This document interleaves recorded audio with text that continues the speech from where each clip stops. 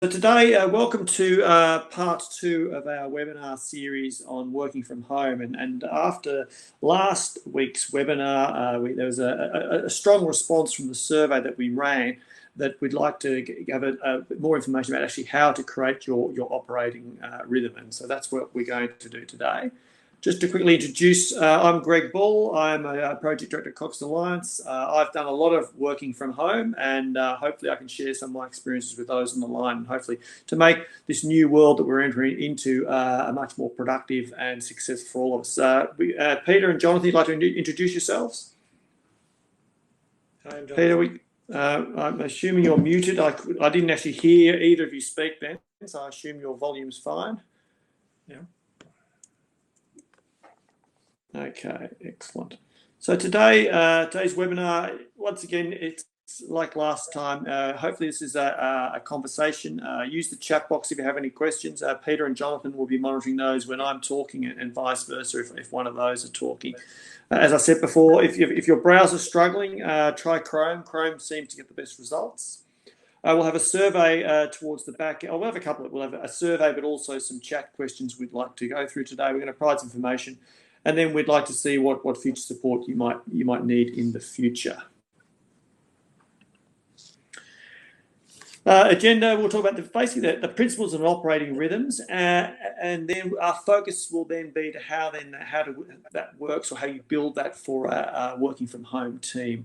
As part of building operating rhythm, communication is a key part of that. So as we talk about the rhythm and how it works, we'll talk about some of the ways that we communicate with your teams and with each other as we go through, and some of the formal, informal ways that seems to work. So Peter might just quickly chat about a rhythm, but just first, before we do that.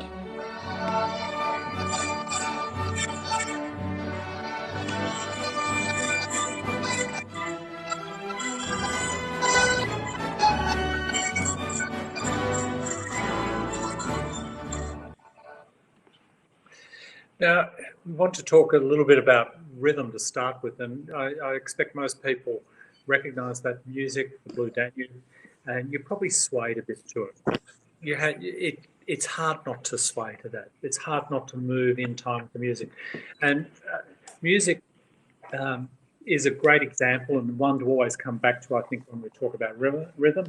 It brings together a series of related, compatible, interdependent elements. And they have to work in concert together. They have to work smoothly. They have to match in a whole raft of things. If the balance is lost, it creates dissonance or chaos. And if you've ever heard musicians playing together and somebody loses the plot and they start playing at a different pace or something like that, it sounds dreadful. Just sounds dreadful. So that kind of dissonance or chaos is something that most music ensembles are trying to avoid. And the rhythm is a critical part of it. And they have a lot of tips and tricks and range of things like that, the way they maintain it.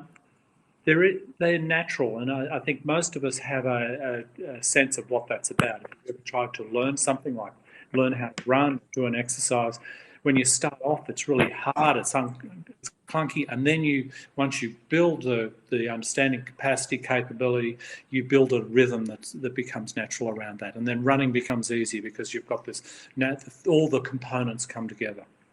And so when we talk about rhythm in an operating rhythm sense, it has to match back to those kinds of elements.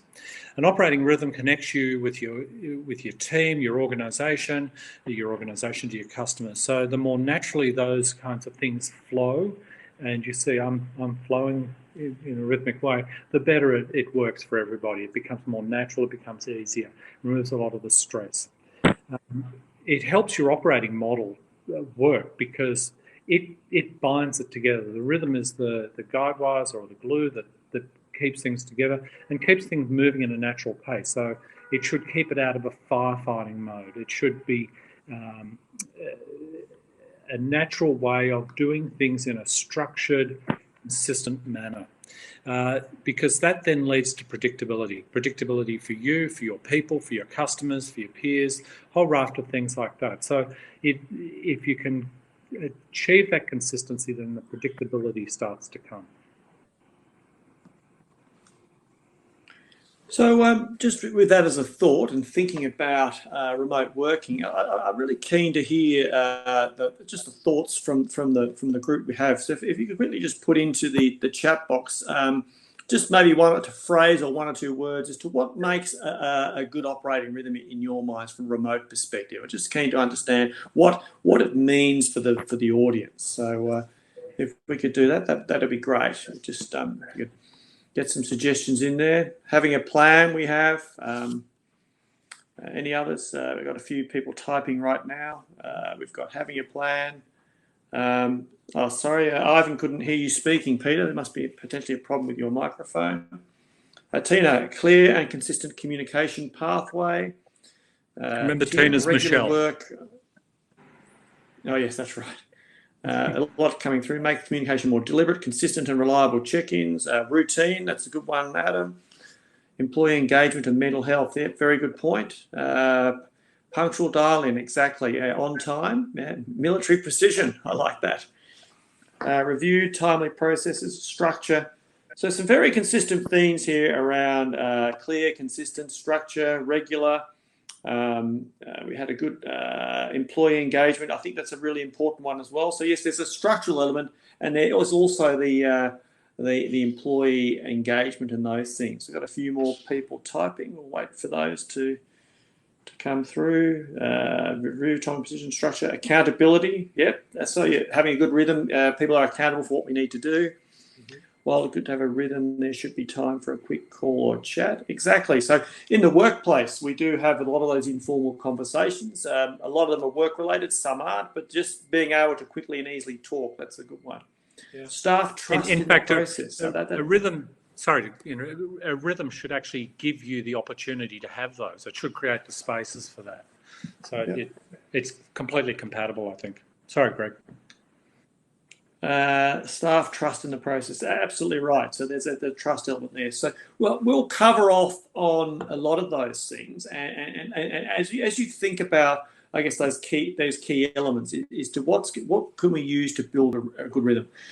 And back to Peter's point about the rhythm piece. A good operating rhythm feels right. I've worked with a variety of teams, and some have had operating rhythms that are office-based, and some have worked with remote teams.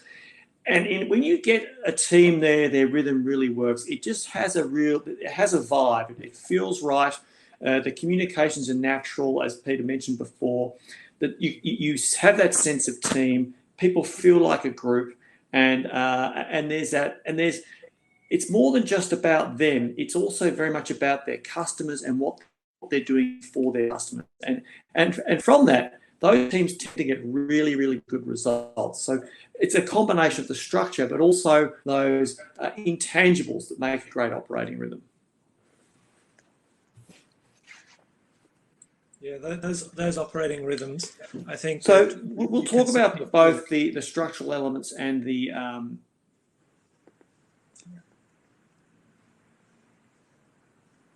yeah, sorry, there's a bit of delay on your sound there. Sorry, Jonathan, I didn't catch that. I think one of the aspects of a great operating rhythm is the aspect that you can feel it.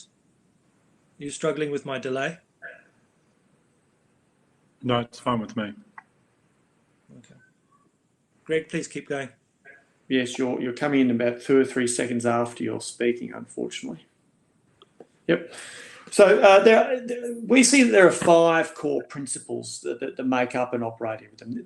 And everyone spoke about, we had many of these comments coming through around about structure, creating a structured pattern of regular, predictable interactions, activities. So very much like the piece of music we heard, it becomes the rhythm and the feel. This is the way we do things, and it's repeatable and happens every day. Someone mentioned before in the chat box, timely dial-in. So a part of the rhythm is a very important part of a musical piece of rhythm is that the players of the specific instruments come in at the right time. They know when they start and when they finish. And so an operating rhythm needs to have that cadence where we know we start and finish at this time, and these things happen at predictable times and predictable interactions and activities with what we do. Whether it's a meeting, whether it's a report, whether it's a conversation with 2 people, whether it's having a break, it's all part of the rhythm of having that operating rhythm.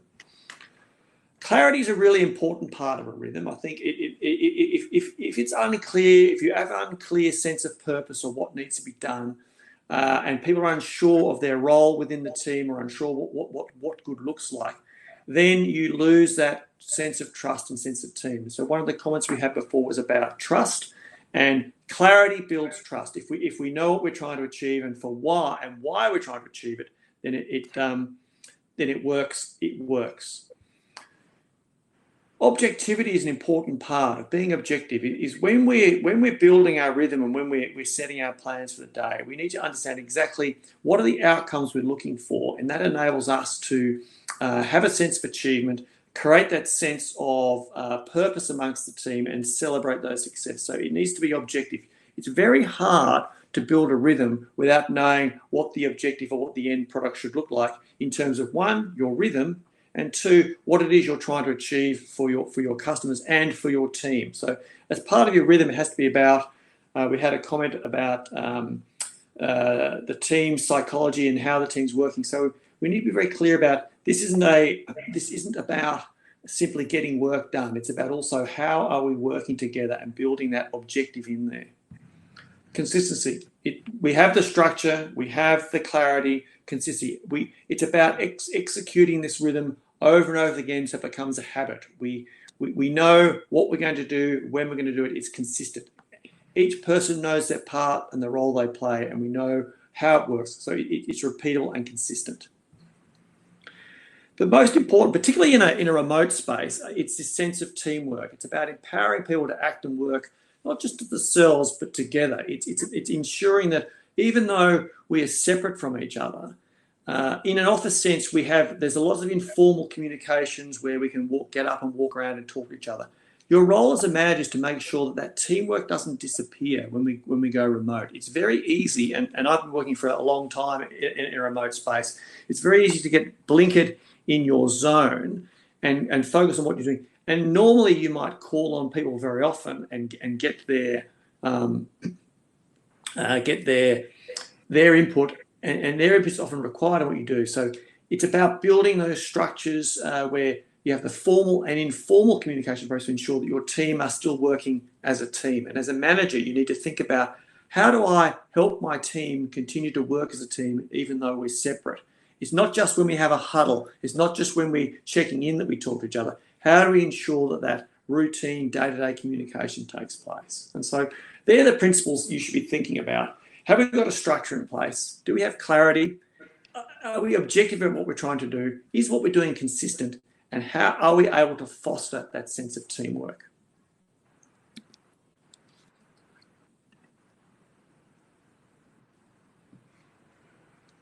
Your operating rhythm, in a sense, then combines your principles with a basic plan, do, check, act cycle. Our rhythm goes through the process. What do we intend to do? How do we do it? Checking, have we done what we said we're going to do, and what actions do we need to take? And then it cycles through again. And that is very simple. So you combine your principles with your basic plan, do, check, act cycle.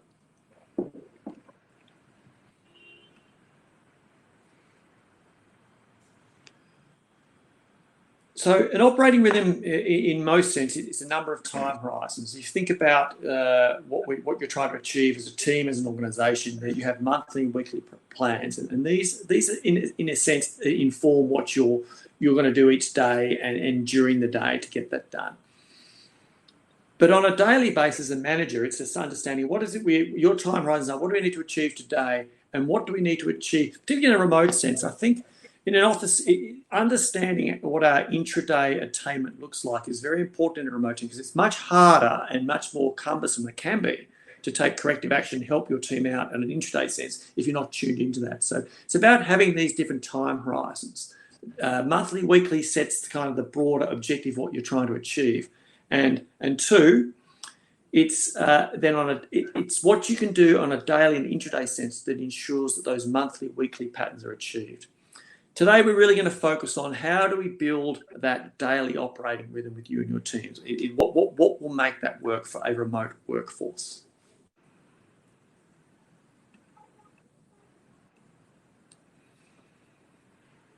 So there are four things we'll cover off on. Is recreating your team's best way of working, and those that were at the first webinar. We'll go into a little bit in a moment about what that means. Designing your team rhythm with your team.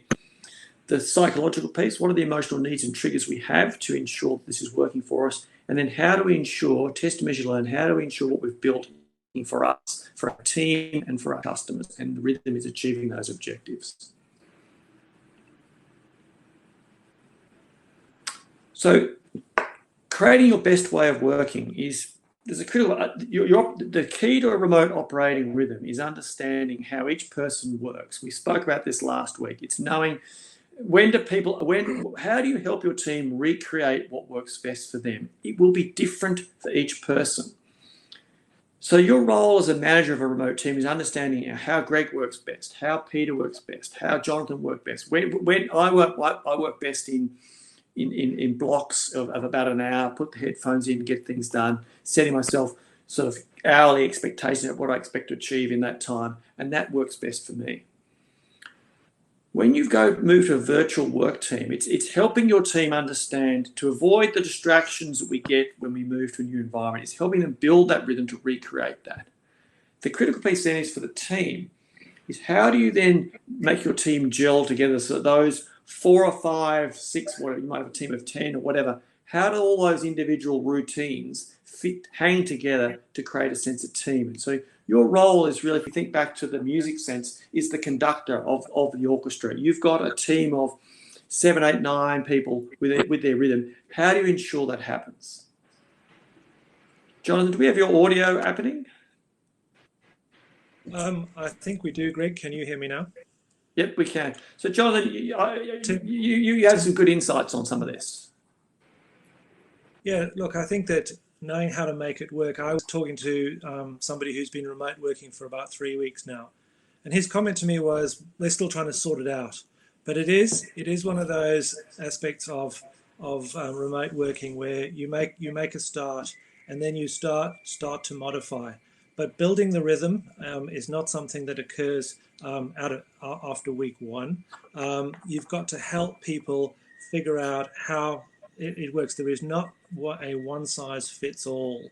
In fact, your role is to try and make sure that you find a rhythm that allows for planning, feedback, celebration. In other words, also the social components of work. When you do any research on operating rhythm, what you get is a lot about meetings.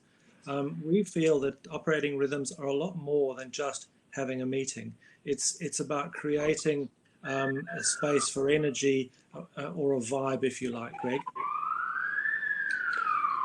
Yeah, and I think the other critical piece there is we spoke about a bit earlier is if you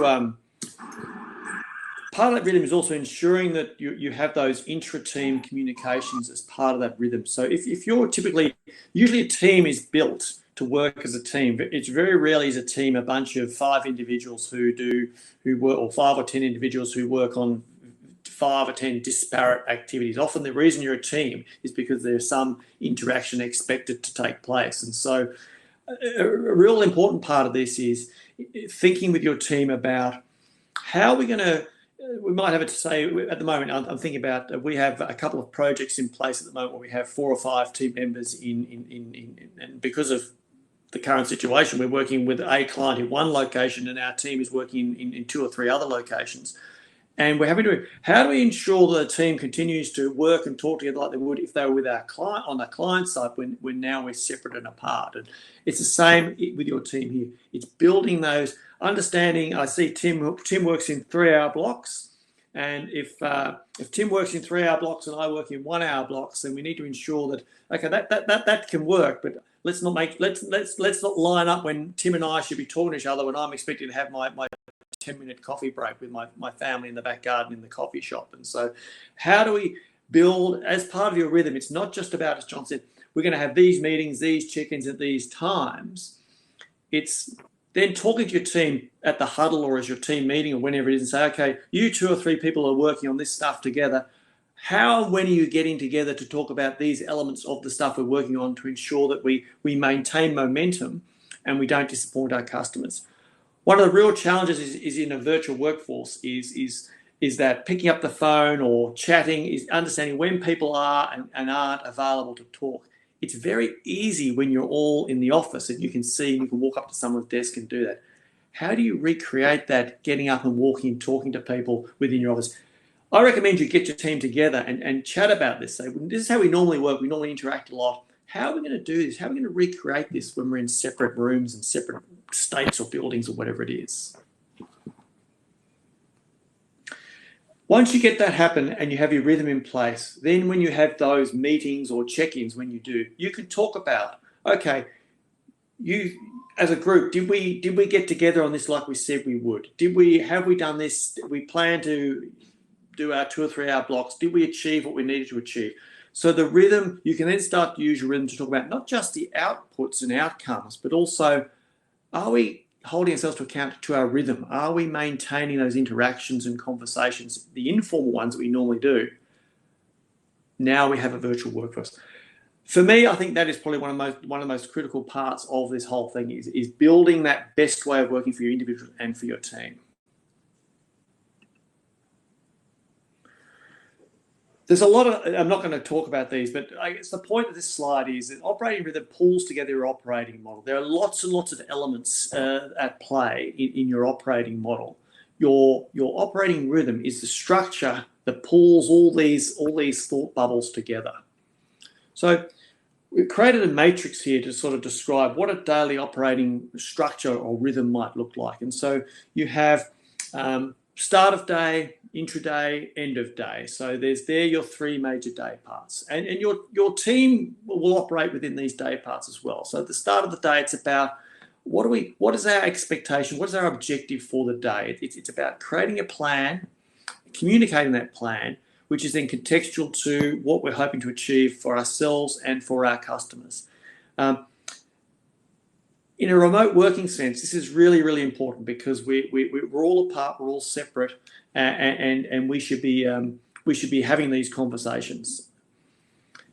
Yes, I think technology can help, but technology is not the silver bullet. You're absolutely right. It's having the conversation as a team, and I like to see it as a meeting of minds.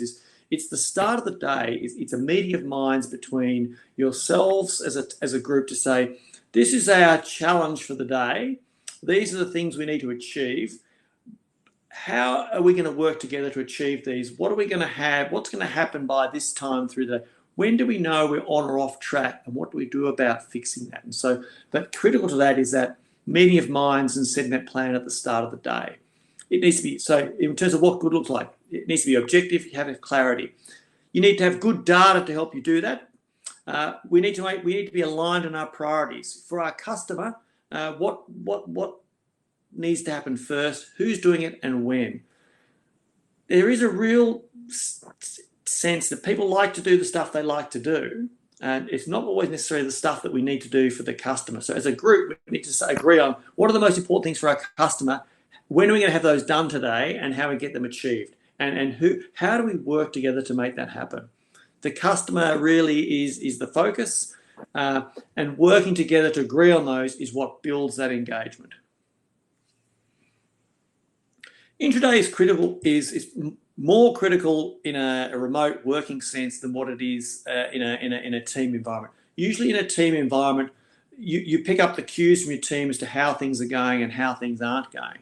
You don't necessarily always get that in a virtual working sense. And so those one-on-one check-ins, how are we going? Let's talk about the plan we set at the start of the day. Those conversations you're having either as a manager one-on-one with your team or with those pockets of people, that it might be 2 or 3 people that are working with something. Have you been having those informal conversations, and are we progressing this as we expected we would?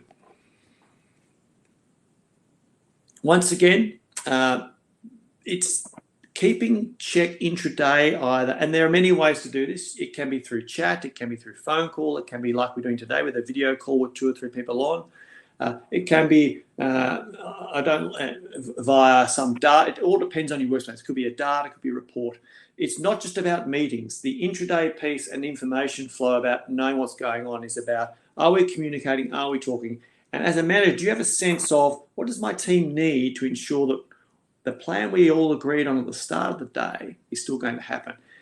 And the rhythm is about building those interactions or communication pieces that need to take place. So what does good look like? It's timely. What does timely mean? Timely means at the right time to ensure that if we have got off track, we do need help, we can still do something. So it might be once a day, it could be twice a day. It really depends on the group and the work you're working on. And for some projects and some teams, that cadence may change. But it's a group. Work that out with your teams. When do we need to? When can this get off track? And what do we need to do to ensure it stays on track? Don't rely on people to tell you things are off track. Make this a part of your routine. We'll check in at these times to talk about these things because we know if it slips, then we're in trouble. Don't rely on no news is good news. Just seek the information out. Has to be specific.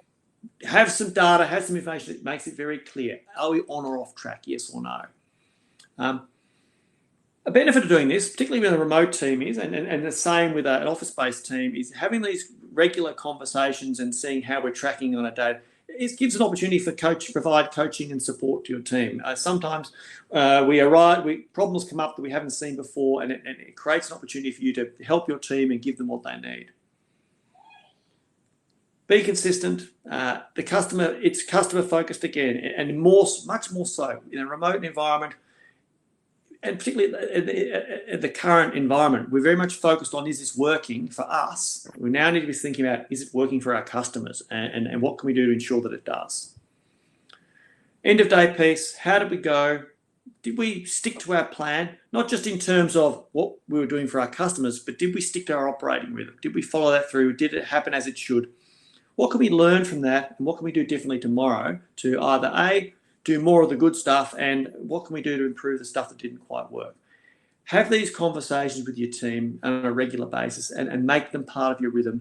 And it's not just about having a meeting. It could be one-on-one, could be 1 to 2, could be a small working group. Think creatively about, let's not keep getting everyone on a video conference every 2 or 3 times a day to have a chat. Think about at the start of the day, what are the specific things we're working on? And what conversations should we be having through today to ensure we're making progress?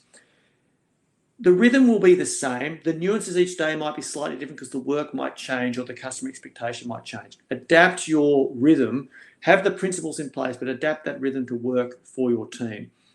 And don't force people to attend meetings if in terms of their operating rhythm, they don't need to be there 3 times a day because what they're working on requires a once a day check-in because this isn't as critical as important for them. Make the rhythm work for you and make it work for your team. And make the effort to stick to it as well. I see we've had lots of chat going on the sidelines. Jonathan or Peter, have you picked up anything there that I've missed because whilst I've been chatting away? Greg, I think you could respond to Christina, where is daily check-in sustainable and not overkill? I think go back to what you were talking about in terms of make it work for you. Yeah, good question. Is daily? It's it's daily check-ins.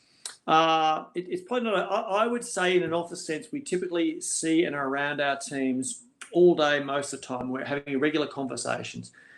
In a remote sense, checking in, I think, is contextual to the work that's in place. In some instances, it might be a few times a day. I would suggest that in an office and a remote sense, having a regular conversation with the team and how they're going is important. And it doesn't have to be a formal show us these numbers check-ins. It's we're working on this thing. Is it going? Is there anything we can do? And it just, I guess it does 2 things. It helps people know that we're still part of an office environment, even though we're separate from each other. But at the same time, it helps us ensure that things are staying on track. I don't think it's overkill, but once again, it's contextual to the work you're doing. Christina, I don't know the work your team does, so it's need to have that conversation. It's really good.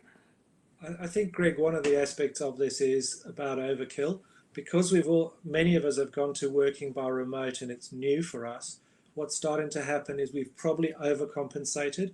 So sometimes, and I was chatting with somebody yesterday who said this to me, that what's happened is he sits down at his desk at 8 a.m. and it's full on until 6 p.m. And he said, in fact, we've probably overdone the amount of video chat that we really need. So I think there is this balance, but we'll find that the balance will find its own tipping point or right point on this. So whatever works for your organisation, I think it's something that you'll find over a couple of weeks. It'll settle into its own rhythm. And I think it's a question here is, so as a comment here, it's really important not to create work for your team. A check-in shouldn't be work. It's a check-in. So if we're very clear on what we're trying to achieve for the day, a check-in should be literally that, a check-in of how things are going. If you're asking people to prepare stuff for a check-in in detailed stuff, then I think we've probably gone too far. If we're asking the whole team to 3 times a day join a video conference, then potentially that's too much as well. So sorry, Peter, you were talking? Yeah, no, sorry. There's a comment from Ivan that I think goes to the heart of some of this. Check-ins can take many different forms, and you've got to remember what the intent of a check-in is for. It has a number of rationales. One is to ensure that we are progressing on the right work and we're meeting our commitments to our customers. We also need to be present as managers to be able to help our people fix stuff, whether it's I don't know how to do this or which is my priority. You're there to help them resolve problems. But one of the things that you can do much more easily when everybody's within the same environment from situational awareness is you can often, you can just get a sense of what the mental health of your individual team members is. And so you do everything in a check-in from are my people okay through are we doing the work that we've committed. So I think to Ivan's point, you can use different measures. You don't have to do video calls, you don't have to do call-ins. You can get people to be sending stuff to a common screen or inbox or something like that, where the check-in is something where, 11 o'clock, we need everybody to have updated their progress on our scorecard, whatever it is. You have to keep coming back to the principles of what the check-in is. Yeah, and I think it's a couple of comments here about productivity, but time desk. I think it's in a working from home sense, it's about outputs, it's about outcomes. It's what do we believe was achievable today, and are we achieving it? If you can achieve it, how you achieve that is and work together as a team to achieve that is important. It's not how many hours it takes you. If it's taking you too many, if you're spending too many hours doing something, maybe the plan was poor, or maybe you had too many distractions, or whatever it was. But it's about the outputs. Another question from Ivan about visuals for check-ins. Once again, if we're able to get good, relevant information that helps us inform you and your team as to how far we've progressed. Very simplistically towards the objective of the day. So if it was I'm not sure what work, but it's the visual should represent very simply, are we on track or off track with what we expected to get done today, and in terms of where the progress is. And the visual should be a little more than that. It's really a progress check-in to say, yes, we're on track, or no, we're off track, and then that creates a conversation, is are we able to capture that back again?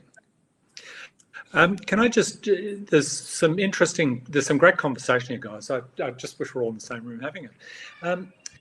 I'd suggest that I absolutely agree with the fundamental comment that Tim, I think it was, sorry, so many things have dropped in. Bad managers measure productivity by time sitting at desk. We fundamentally think that productivity is an outcome of just doing the right work at the right time. So if you're checking in on people's productivity, you'll get what you ask for. People will ensure that those numbers add up. Fundamentally, that's one of the reasons we call it a check-in rather than a check-up or a check on people. You are checking in to see whether everything's progressing okay, not whether somebody's at a desk. Fundamentally, it should never be about that, Tim. You're absolutely right. Absolutely right. We are trying to ensure that we as a team are progressing in the way that we need to be progressing, not that people are all chained to a desk. So we'll keep moving, but I think that the key message I'm trying to get across on this slide is there's a lot in it. The top phrase: work with your team to create the structure and routines you need. And I think for me, it's build your rhythm with your team as to.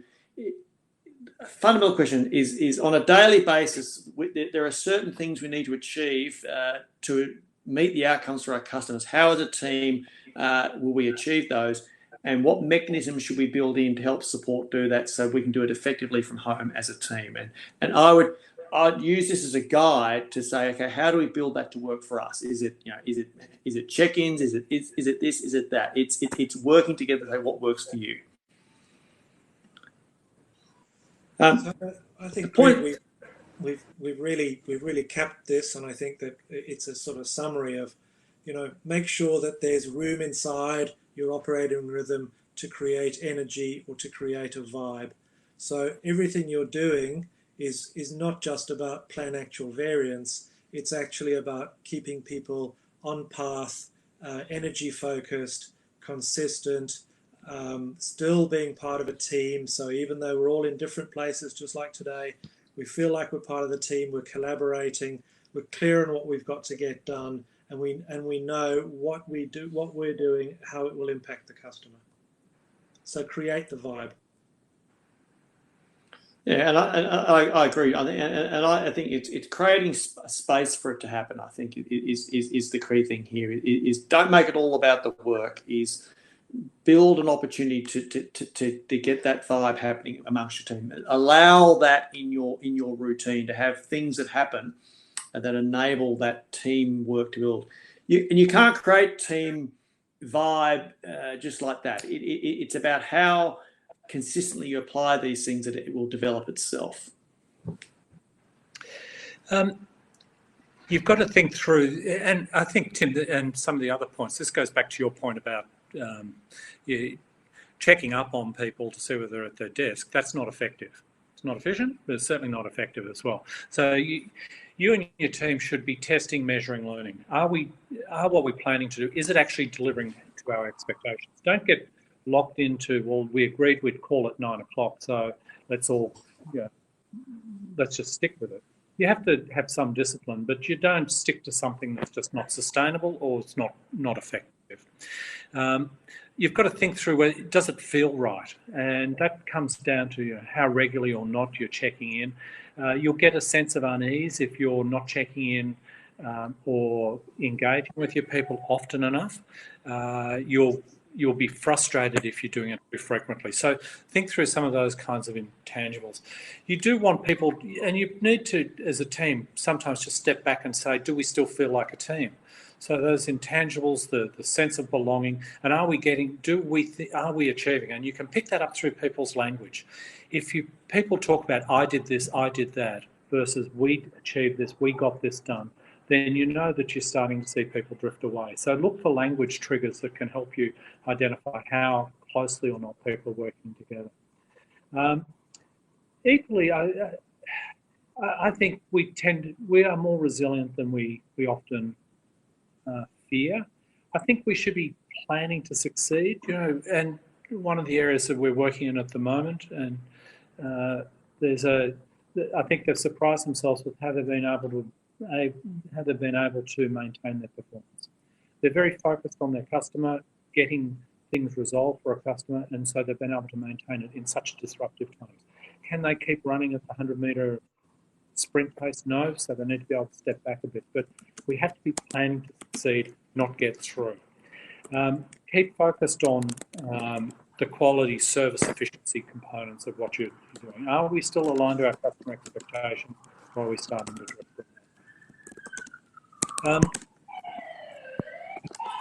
We need to do that. What's working, what's not working, and why. And one of the things I think as managers, it's useful for you to think through your team, your dynamics. You probably do it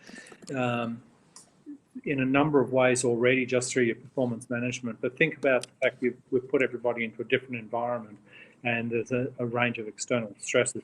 You need to think through how they're operating differently and what you can do to help support them. I think that stop, start, continue model is often quite a useful one there. Go through your people and say, what do I want Bill to stop, start, continue doing? What do I want Betty to stop, start, continue doing? And that becomes a useful way for you to frame whether you think that you know well enough how your people are coping with what's going on. don't be don't be dogmatic about stuff. We're never going to get these things right. Things change. You get better at stuff. Don't just change things for the sake of changing. You need to stick with stuff for a period to get it working.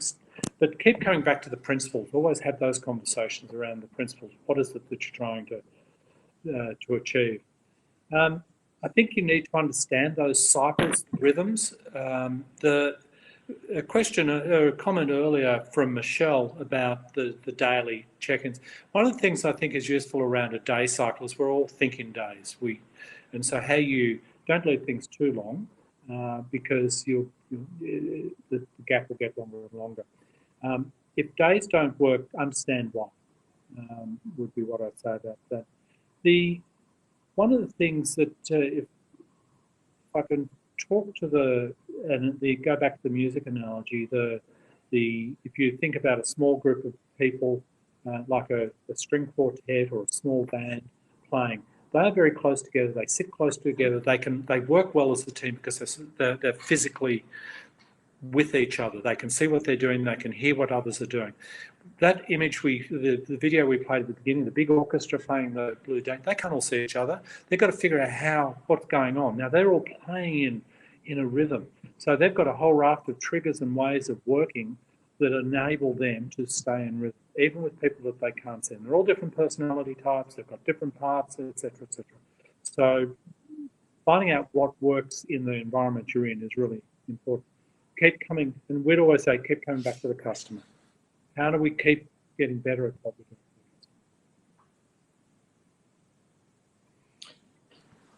do? Okay, so just in sort of wrapping up, there's some questions coming through about should we agree on a team, how often we check in, also does it impact the trust we have for the team? I think it's about having the mindset of this is a remote workforce, how do we make this work for our customers and what works for our team? If we're constantly checking in and it's not, there is no value, then if it's not adding value, then it doesn't. So I think in terms of what works for the team and what works for our customers, and what are the conversations we're having through the day to ensure that we can meet those needs for my team, what do they need, and for our customers, what we're trying to achieve for them, and build it with your team so that it works. Trust will come because when you're having a conversation with your team, if you're able to add value and help them when they need you, because they know that we have a rhythm in place, we're going to talk at the start, we're going to have a conversation through the day, and when we have those conversations, it's going to help us progress to get where we want to get to, and we're going to have that sense of team, we're going to have a sense of achievement, I'm going to be recognized for what I'm doing. That's when you build the trust. If you become a micromanager and you're always ringing up trying to see if someone's sitting at their desk or not, then you'll lose trust. So it's about what works for your team, what works for the type of work we're doing, and for the customer base we've got. And that's where it's about getting that balance between customer and the psychological needs of our team. Am I overdoing it? Am I underdoing it? Am I support that need, or have I become a micromanager? So it's building it with your team of what works. Help the team design their best way of working. If you know what your team mates or best way of working is, then the check-in will fit in with that. You'll know this is how they do the work, and you say, how do we go? You're talking to them at the right time because you've designed a routine and rhythm that works for both of you. We've been through the principles, stick to those. As Peter said, be consistent but not dogmatic. Change what needs to be changed. Come up with a rhythm that enables you to succeed. And if the evidence is clear that it's not working, then change. Try something else. Work on that with the team and be objective about it. It's a team thing, and even more so in a virtual sense because of the nuances of working remotely. It's really work together as a team and have the mindset about what works for my team, what works for my customers, how can we get the best outcome for everybody. Okay, I'm going to quickly put a quick online survey. The questions will come up on the screen. If you could just choose the answer which is most applicable to you. So today was useful. I'd like to know more about setting up my day, running a huddle, the frequency and types of communication. If we could all quickly do this, it gives us a good sense of we'd like to think we're kind of being sort of agile in terms of what information do people would like more of in terms of this topic, and so we can tailor our next webinars to suit. And then the second question there is in terms of building a remote operating rhythm, what is it you think you would need or would like to help make that a success? So if we could have a think about those questions. What's most applicable for you would be great. I even think if more than one is applicable to you, I think it may or may not allow you to do multiple entries if we could do that. So,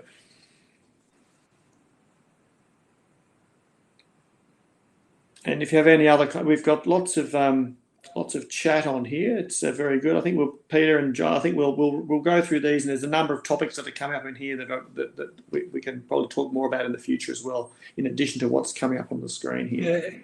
Yeah, I suggest that, I mean, there's been a whole lot of very interesting, thoughtful comments in here. I suggest we do a bit of reflection on those and push back to the group some commentary on the comments, if that makes sense. There's been some good chatting there, so I think that I'd be keen to do that. Surveys, if you want to get your answers in, that'd be great. Keep adding to those.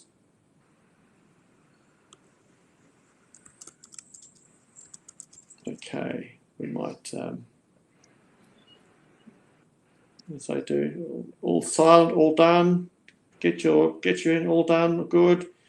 And we'll end that voting there now. And I'll jump back. We've just run slightly over time, so we'll just quickly wrap up. Thank you, everyone, for attending today. Thank you for your feedback. I really, there's lots of great chat happening there, which, as Peter said, we'll reflect on that and we'll talk about it again. We're keen to keep talking and helping people build this remote working to be as successful as you possibly can. We have an email address, remoteworking@coxalliance.com. If there's any particular questions or comments or things you'd like some more information on that came up today, please send us through an email. We'll get back to you. We'll also schedule, most likely at the same time next week, another webinar where we can talk in more detail about some of the most topical issues we have here. So thank you all again. It was lots of great conversation happening. So I hope it was worthwhile for everybody. Thank you. Thank you very much. Excellent. Thank you, everybody.